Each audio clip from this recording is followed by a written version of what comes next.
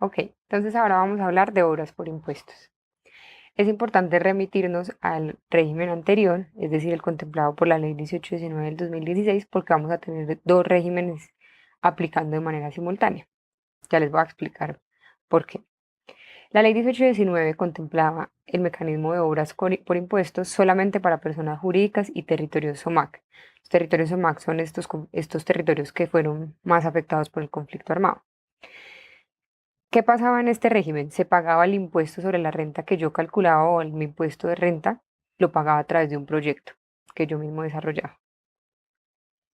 Em, ¿Y cuál era la diferencia, digamos, con este tema? Era que los recursos, o sea, yo, digamos, tenía un impuesto de 100 pesos del impuesto sobre la renta y quería pagar la mitad de mi impuesto con un proyecto. Los 50 pesos entonces se iban a una fiducia mientras yo desarrollaba el proyecto y desde esta fiducia se empezaban a pagar pues todos los gastos del proyecto. ¿Cuáles son los resultados de este régimen? Hubo 23 proyectos aprobados por un monto total a octubre del 2018 de 220.000 millones de pesos. ¿Cuáles empresas se acogieron a este régimen? Se acogieron Ecopetrol, EPM, Mineros, Grupo Corona, Cerrejón, entre otras. ¿Cuál era el problema de este régimen que consagraba la ley 1819? Era que para todas las contrataciones que yo tenía que hacer, tenía que aplicar el régimen de contratación estatal. Esto implicaba más demoras y mayores costos. Yo que obtenía a cambio entonces, digamos, el pago de mi impuesto a través de, digamos, de una obra que yo mismo construía. Este régimen va a estar vigente, es decir, el que solamente aplica para personas jurídicas, solamente para territorios SOMAC y solamente para pagar mi impuesto sobre la renta, va a estar vigente hasta el 30 de junio del 2019. Razón por la cual los proyectos que se aprueben de acá o del 1 de enero al 30 de junio del año 2019 se regirán es por este régimen, el de la 18 y 19. Quiere decir que van a haber proyectos que se van a aprobar con una ley ya derogada. Pues esto se conoce en términos pues, del derecho tributario como ultraactividad de la ley, pero pues no está prohibido. Entonces, ¿qué tenemos ahora? La ley de financiamiento incluye el artículo 801 del Estatuto Tributario en el capítulo de las formas de extinguir la obligación tributaria. ¿Por qué es importante esto? Porque está dentro de las soluciones de pago. Solución o pago. Quiere decir que es una forma de pago. ¿Cuál es la gran diferencia con el anterior régimen que les acabo de explicar? Que este aplica para personas naturales también. Es importante recordar que el otro solamente aplicaba para personas jurídicas, este aplica para personas naturales, obligadas a llevar contabilidad. Las que no están obligadas a esto no pueden aplicarlo. Sigue aplicando para personas jurídicas y tienen que ser para contribuyentes del impuesto sobre la renta que hayan obtenido ingresos brutos iguales o superiores a 33.610 VTs. Esto pues para este año son 1.151 millones de pesos. Este requisito también existía en el antiguo régimen. Entonces es un requisito para que tú puedas acceder a este régimen. Y se fija otro límite. El límite es el 30% del patrimonio contable del contribuyente. Es decir, no puedo firmar un convenio para la construcción de una obra si ese convenio tiene un valor superior al 30% de mi patrimonio contable. Las personas que son contadores pueden, digamos, acá evidenciar que el hecho de que se haga referencia al patrimonio contable del contribuyente significa que hay que tener en cuenta estimaciones, provisiones, acumulados, pérdidas anteriores acumuladas, etcétera. Pues que esto va a implicar una gran diferencia. ¿Cuál es la excepción? O sea, no aplica este régimen para las sociedades que están en periodos improductivos. Pueden pedir una autorización, pero por regla general no pueden acceder. También quienes no pueden acceder. No pueden acceder a esta forma de extinguir la obligación las empresas dedicadas a la exploración y explotación de hidrocarburos y las calificadas como grandes contribuyentes dedicadas a las actividades portuarias.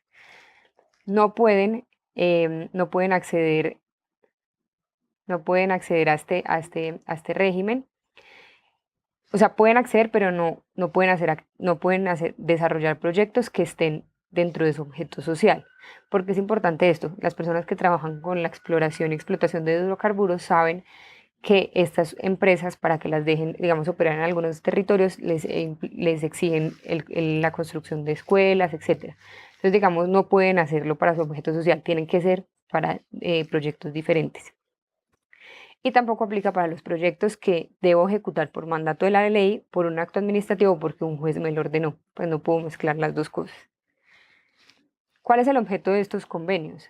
Es realizar proyectos de trascendencia económica y social en estas zonas, que como les decía son las zonas SOMAC, que son las definidas como las más afectadas por el conflicto. ¿Qué puedo construir? Proyectos relacionados con agua potable, saneamiento básico, educación pública, bienes públicos rurales, adaptación al cambio climático, gestión del riesgo, pago por servicios ambientales, etc. La ley pues tiene una lista taxativa de los proyectos que puedo desarrollar o del tipo de proyecto que puedo desarrollar, pero además va a haber un banco de proyectos. Entonces, estos son los tipos de proyectos, pero va a haber un banco de proyectos ya como tal, digamos, de que puedo realizar. Este banco de proyectos lo va a manejar la Agencia de Renovación del Territorio. Sin embargo, yo puedo incluir o proponer otro proyecto, que esto también sucedía con el régimen anterior.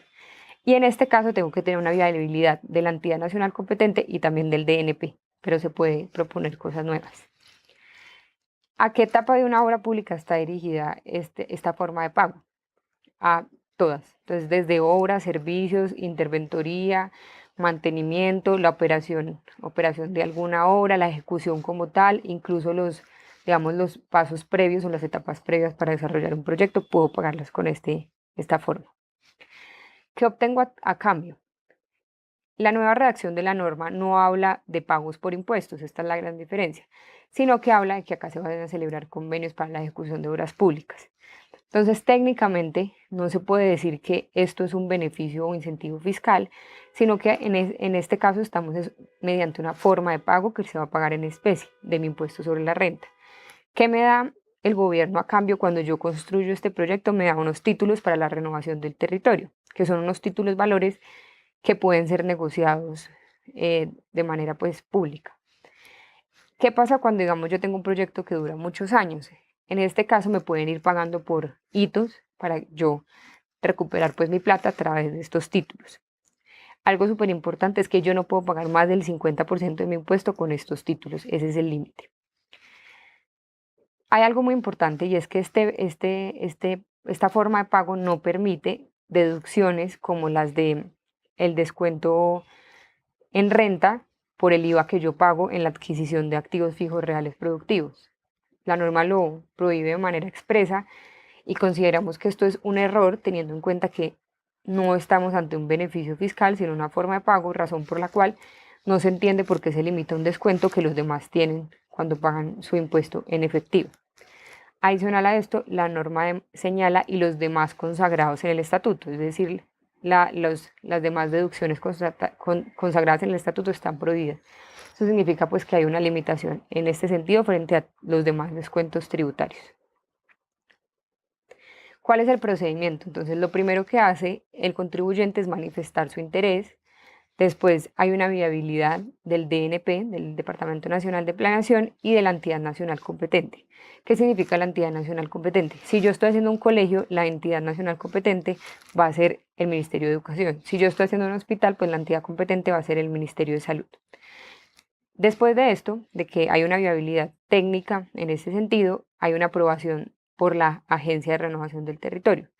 Para esto expide un acto administrativo que no es recurrible y después de esto, digamos que se le aceptan a uno, hay aprobación por parte de la agencia, ya uno suscribe el convenio con la entidad nacional competente. Entonces, si voy a hacer un hospital en un municipio que ha sido afectado por el conflicto armado, tengo que firmar el convenio con el Ministerio de Salud y Protección Social. El cambio más importante de este régimen o de esta forma de pago es que no se va a regir por las normas de contratación estatal, sino por las normas de derecho privado. Esto para agilizar los trámites de contratación, adquisición de materiales, porque ya no tengo que hacer licitaciones ni hacer ofertas directas, simplemente lo compro como cuando cuando las personas hacen un proyecto. Las reglas del convenio pues las estipula el artículo 801-1 del Estatuto Tributario y pues son normas, pues son reglas muy básicas que junto con las normas del derecho privado van a integrar pues como todo el marco legal de esta forma de pago. Algo súper importante, digamos, para resaltar es que se puede incluir una cláusula de arbitraje. Entonces, en caso de que haya un problema, digamos, con la obra, se puede incluir el arbitraje, que esto obviamente va a agilizar mucho, digamos, un eventual proceso judicial. Este mecanismo lo debe regular el gobierno nacional en su integridad en el término de 6 meses contados a partir de la entrada en vigencia. Entonces, debemos estar muy pendientes de cómo el gobierno va a reglamentar este mecanismo. Bueno, ahora vamos a pasar al tema de procedimiento. Digamos, temas a resaltar, hay muchos, pero digamos los importantes son la notificación electrónica, como lo decía Camilo. A partir del 1 de junio del año 2019, todos los actos administrativos en materia tributaria, incluso y de la UGPP, se van a notificar al correo electrónico que el contribuyente señale en el RUT. Incluso se le va a enviar una copia al apoderado que el contribuyente señale. Digamos, temas importantes. Si yo recibo el correo pero no puedo abrir el adjunto que será el acto administrativo, tengo 3 días para indicarle a la DIAN que no pude abrir el documento. La DIAN o la UGPP me lo va a enviar nuevamente por solo una vez y se entiende que la notificación personal quedó surtida a pesar de que yo no lo pueda volver a abrir. En caso de que yo manifieste que definitivamente no lo pude abrir o por temas de la DIAN, imputables a la DIAN, ellos me tienen que notificar a mí de manera tradicional, es decir, citación para notificación personal y si no voy, pues por edicto. ¿Cuándo se entiende notificado el acto administrativo? El acto administrativo se entiende notificado el día que me mandan el correo, pero los términos de ley comienzan a contar después de 5 días hábiles a partir de la notificación. ¿Qué significa esto? Un ejemplo. Recibí la notificación de la liquidación oficial el 20 de agosto del 2019 en mi correo electrónico. El término de 2 meses para interponer el recurso de reconsideración comenzará a contar a partir del 27 de agosto del 2019. ¿Por qué? Porque pese a que lo recibí el 20, como hubo un fin de semana, pues ahí digamos en nuestro ejemplo, pues mis 2 meses van a empezar a contar a partir del 27 de agosto del 2019. Es decir, tengo hasta el 27 de octubre para interponer el recurso de reconsideración. Esto es fundamental. Otro tema de procedimiento es la ineficacia de las declaraciones de retención en la fuente presentadas sin pago total. Digamos, es una práctica común que la gente presente las retenciones, las declaraciones, sin el pago total. La norma da 2 meses para yo efectuar el pago total, pero si no hago el pago en 2 meses, esa declaración será considerada para la autoridad un título ejecutivo, pese a que sea una declaración ineficaz. ¿Qué significa esto? Que me lo pueden cobrar al otro día que operen estos 2 meses. ¿Por qué? Porque es una obligación clara, expresa y exigible. Obviamente esto no tiene ningún sentido desde un punto de vista digamos, de derecho de defensa, debido proceso, porque pues aceleran y vuelven un título ejecutivo algo que simplemente era una declaración, que obviamente está sin pago. Eso no es que esté bien, pero pues no es justo que de una vez me lo vayan a cobrar. Otros temas importantes, el anexo de otras deducciones a la declaración del impuesto sobre la renta y complementarios. Esto también lo había anunciado Camilo, y es que el renglón de otras deducciones, pues ahora pues hay que tener más cuidado porque el monto que yo ponga ahí lo debo discriminar en un anexo que que va a poner a disposición la DIAN, y además este anexo donde yo tengo que discriminar todas las otras deducciones debe estar firmado por el contador o el revisor fiscal según el caso. Otro tema es la devolución automática de los saldos a favor. Esto nos parece supremamente importante y debería operar, o sea, lo ideal es que opere bien, pero pues tocará esperar cómo esto se va desarrollando. La norma que establece que se van a devolver automáticamente los saldos a favor originados en renta e IVA solamente. Y aplicará para los contribuyentes que no impliquen un alto riesgo de conformidad con un sistema de análisis que va a tener la DIAN. Y cuando el más del 85% de los costos o gastos o impuestos sobre las ventas que yo estoy pidiendo como descontables provengan de proveedores que emitan factura electrónica. O sea, son 2 condiciones: que yo no implique un riesgo para la administración y que todos mis costos, gastos, impuestos descontables sean soportados en facturas electrónicas, porque pues le va a ser a la DIAN más fácil cruzar la información. Esto está pendiente de reglamentación, pero pues es importante tener presente esta nueva opción que tiene la ley.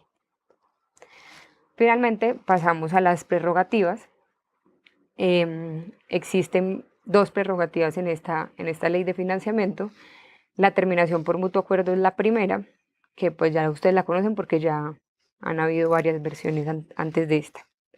¿A quiénes aplica? A las personas que se les haya notificado antes de la entrada en vigencia de la ley 1943, la ley de financiamiento, requerimiento especial, liquidación oficial de revisión o resolución que resuelve el recurso de reconsideración. O sea, me tienen que haber notificado alguno de estos 3 actos administrativos antes de la entrada en vigencia. Recordemos pues que esta ley entra en vigencia el 28 de diciembre del año pasado.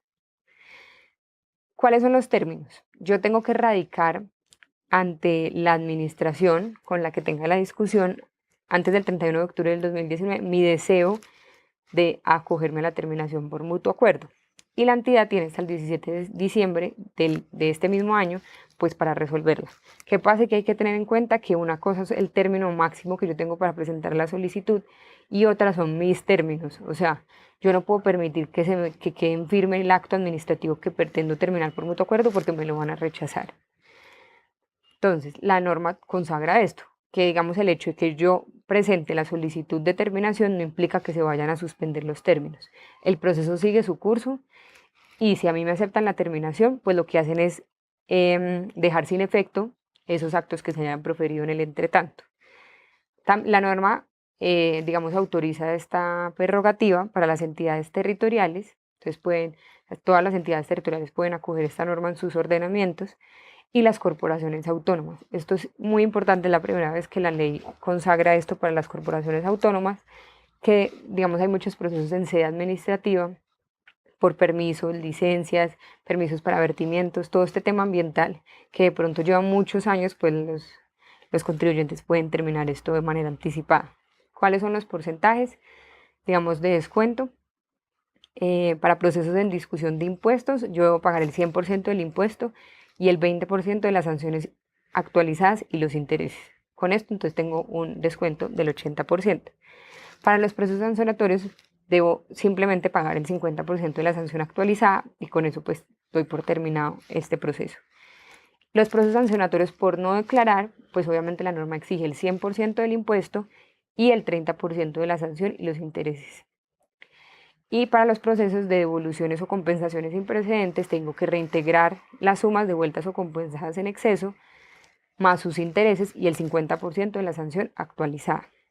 Si yo pago de más, no hay lugar a devolución. La norma lo consagra expresamente. Listo, la segunda prerrogativa es la conciliación contenciosa administrativa. Entonces esto ya es para procesos que están en sede judicial. ¿Les aplica a quiénes? Entonces a los contribuyentes, agentes de retención, responsables de los impuestos nacionales. Es decir, no aplica para tasas, contribuciones, porque habla de impuestos nacionales. ¿Cuál es la condición? Que yo haya demandado antes de la entrada en vigencia también de esta ley y que no exista sentencia sobre este proceso. Debo radicar antes del 30 de septiembre del 2019 mi intención ante mi contraparte, que pues es una entidad pública que me está cobrando el impuesto, lo estamos discutiendo. Debo radicar la solicitud de conciliación contenciosa administrativa y debemos suscribir el acta de conciliación a más tardar el 31 de octubre del 2019. Y después debemos, dentro de los 10 días hábiles siguientes, alguna de las dos partes debe remitirle esta acta al juez o magistrado que conozca del proceso. Una condición que trae la norma es que yo debo anexar el pago del impuesto que estoy discutiendo del año 2018, o sea, del año anterior.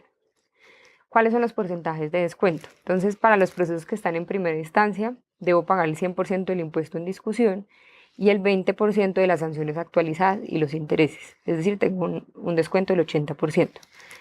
Para procesos en segunda instancia, la norma exige que debe estar admitida el recurso de apelación. Y en este caso, debo pagar el 100% del impuesto y el 30% de las sanciones actualizadas y los intereses, obteniendo de esta manera un descuento del 70%. Para los procesos sancionatorios debo pagar el 50% de la sanción actualizada. Esto también aplica para la UGPP, igual que la terminación por mutuo acuerdo, y es súper importante tener en cuenta que nunca la ley consagra un descuento sobre los intereses, sobre digamos, el aporte a pensión. Entonces, ese aporte a pensión y sus intereses deben pagarse al 100% y pues en los demás subsistemas sí aplicarán los descuentos. También lo autoriza la ley para las entidades territoriales y las corporaciones autónomas, como lo señalaba anteriormente. Hay otros mecanismos que, si bien no son prerrogativas, son importantes señalarlas porque de pronto generan un beneficio para los contribuyentes, entonces lo deben tener en cuenta. El primero es el principio de favorabilidad en la etapa de cobro. ¿Por qué se crea esta norma? Como ustedes saben, la ley 18 y 19 modifica las sanciones por inexactitud. ¿Cuáles son esas sanciones? Por ejemplo, la sanción por inexactitud pasa del 660% al 100%, así como la sanción relativa a la declaración de ingresos y patrimonio pasa del 1% al 0,5% del patrimonio líquido. Sin embargo, hay procesos en la actualidad que prestan mérito ejecutivo, es decir, que ya están en la etapa de cobro y que tienen las sanciones anteriores. Entonces hay procesos que hoy se están cobrando con una sanción del 160% por inexactitud, que es un poco injusto frente a los que, digamos, les están cobrando con respecto a vigencias, digamos, del 2017. Entonces, ¿qué establece la ley? Poder pedir que se le reduzca a uno la sanción en la proporción en la que la ley 1819 lo consagró. Entonces, si yo tengo un título ejecutivo hoy del impuesto predial, tengo que pagar el 100% de mi impuesto y solicitarle a la entidad que me reduzca la sanción del 160 al 100%. Las entidades tienen un mes para resolver estas solicitudes y en caso de rechazo, pues procede el recurso de reposición y en subsidio de apelación. Esto es una forma, digamos, que llama mucho la atención de acabar, digamos, esos procesos de cobro coactivo con una reducción significativa, por ejemplo, en el caso que les ponía, del 60%. El beneficio de auditoría, que es otro tipo de prerrogativa o incentivo, aplica solamente sobre el impuesto sobre la renta, es decir, no aplica ni para IVA ni para retención en la fuente, y solamente va a operar por las vigencias fiscales 2019 y 2020, siempre que el impuesto del año inmediatamente anterior sea superior a 71 BTs. ¿Cuántos 71 BTs para este año? 2.465.000. ¿Y qué me da el beneficio de auditoría? Me dice, si yo aumento el 30% de mi impuesto este año con respecto al año inmediatamente anterior, mi declaración quedará en firme dentro de los 6 meses siguientes a su presentación. Si yo aumento el impuesto en un 20% en relación con el año inmediatamente anterior, pues la firmeza de mi declaración serán 12 meses. O sea, esto es un incentivo para que la gente de pronto, si tiene algunos ingresos que no ha declarado, algunos costos o gastos que ha venido incluyendo que son inexistentes, pues regulen esta situación pagando un poco más y la DIAN más o menos se va a tapar los ojos en este sentido y no va a fiscalizar estas declaraciones o va a tener menos tiempo para fiscalizarlas. ¿Qué es importante de esto? Es que cuando esas declaraciones arrojen una pérdida fiscal, la DIAN conserva, digamos, el término de firmeza general, que es de 3 años. Y además, si esas declaraciones me generan un saldo a favor, tengo el mismo término para solicitar la devolución. Entonces, si lo aumenté en un 30%, tengo solamente 6 meses para solicitar la devolución. Y si aumenté mi impuesto sobre la renta en un 20%, tengo solamente 12 meses para solicitar la devolución.